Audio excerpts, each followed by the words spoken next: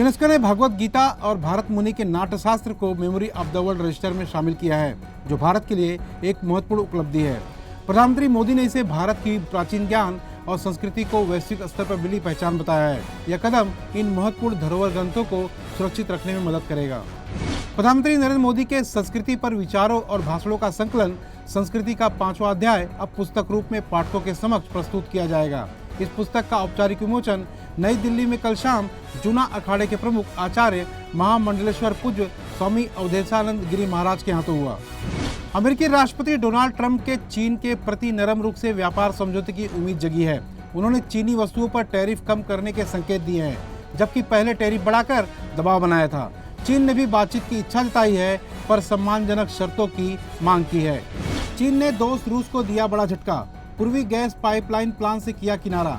चीन ने कजाकिस्तान के रास्ते रूस से गैस निर्यात के प्रस्ताव को रोक दिया है। इससे रूसी कंपनी गजप्रोम की मुश्किलें बढ़ गई हैं।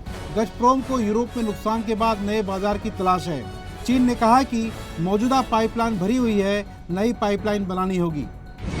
बीजेपी ने फिजूल खर्ची पर कांग्रेस को निशाने पर लिया है। हिमाचल के मुख्य सचिव की होली पार्टी का बिल लाख रुपए से ज्यादा का बना है, जिसका भुगतान सरकार से मांगा गया है। इस पार्टी में 75 लोग शामिल हुए और प्रति व्यक्ति खर्चा हजारों में रहा।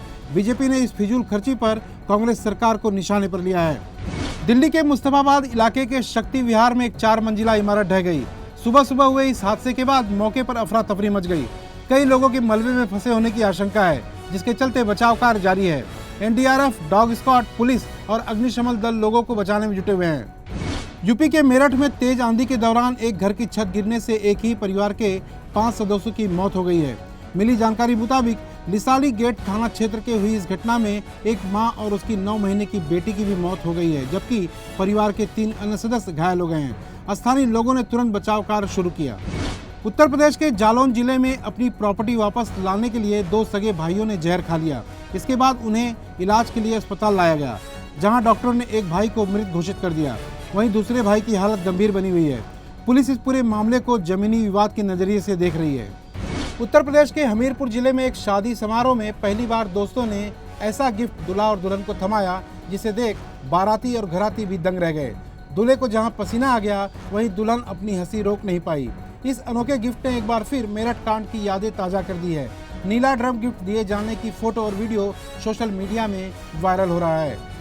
वसई तालुका से पालघर मुख्यालय तक की यात्रा अब आसान होगी, क्योंकि खारवाड़े श्री से मारम्बल पाड़ा के बीच फेरी बोट रो सेवा प्रायोगिक तौर पर शुरू हो गई है। इस सेवा से विरार से पालघर तालुका तक का सफर कम समय में पूरा होगा, जिससे समय और ईंधन दोनों की बचत होगी।